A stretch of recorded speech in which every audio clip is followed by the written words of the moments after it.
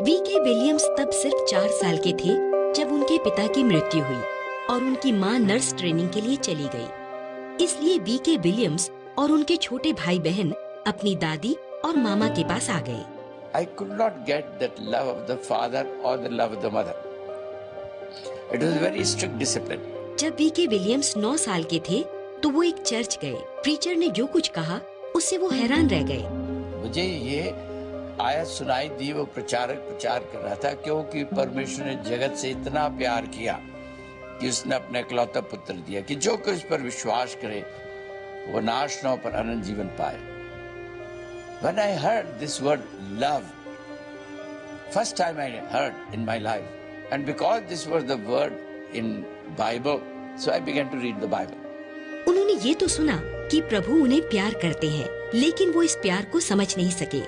जब वो 14 साल के थे तो बहुत गंभीर रूप से बीमार पड़े और उन्हें एक सपना आया जिसने उन्हें बहुत गहराई तक प्रभावित किया।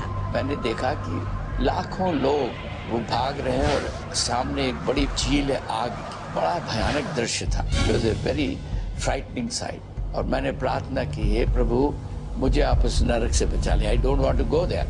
वो बीमारी से तो ठीक हो गए, लेकिन इस सपने को नहीं भुला सके। वो नर्क के ख्याल से डर गए और उन्हें ये भय लगने लगा कि शायद परमेश्वर उन्हें किसी बात के लिए सजा दे सकते हैं। I was always afraid of death. I did not have a witness within my heart. मेरे हृदय में ये गवाही नहीं थी कि मैं परमेश्वर का पुत्र हूँ। मुझे तो सिर्फ परमेश्वर का डर लगता था। जब वीके विलियम्स वयस्क हुए तो वो एक ईसाई बन गए। वो उन सिद्धांतों का पालन करने लगे जो उनके मुताबिक ईसाई जिम्मेदारियां थी, क्योंकि अब भी उन्हें परमेश्वर की सजा का डर था।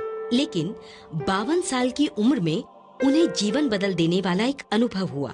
मैं अपने कमरे में बैठा हुआ अप्रैल 76 में सोच रहा था कि मैं एक बहुत अच्छा मसीही हूँ, that I am a good Christian, क्योंकि मैं बाइबल 2.5 घंटे पढ़ता हूँ रोज, मैं प्रार्थना करता हूँ, मैं हर गिरजाघर की मीटिंग में जाता हूँ, मैं लोगों को दान देता हूँ और एक परमेश्वर के भय में जीवन बिता रहा हूँ। तब अचानक से एक आवाज मुझे आई कि मेरी सबसे बड़ी आज्ञा कौन सी है। वीके विलियम्स ने बाइबल पढ़ी थी, इसलिए उन्होंने फौरन जवाब दे दिया।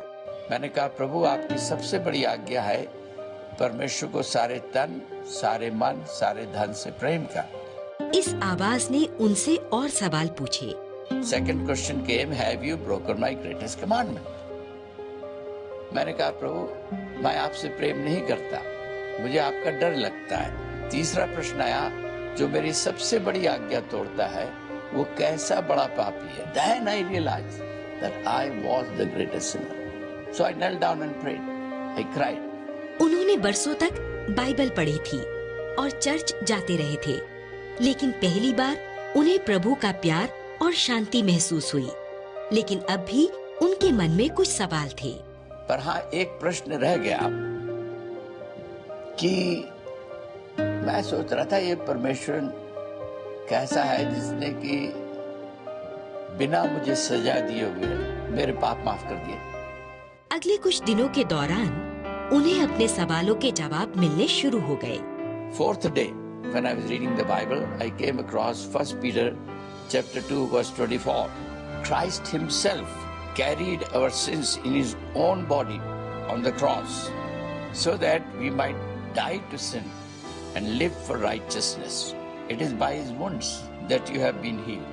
See, that changed my life. कि God really loved me. He is a righteous God.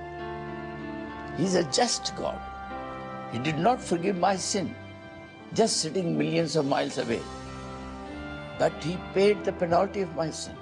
आज वीके विलियम्स जानते हैं कि प्रभु का प्रेम सबसे बड़ा प्रेम है। वो समझते हैं कि परमेश्वर उन्हें बिना शर्त प्रेम करते हैं।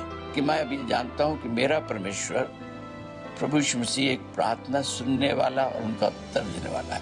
Now I realize that my God loves me, कि मेरा परमेश्वर मुझको बहुत प्यार करता है।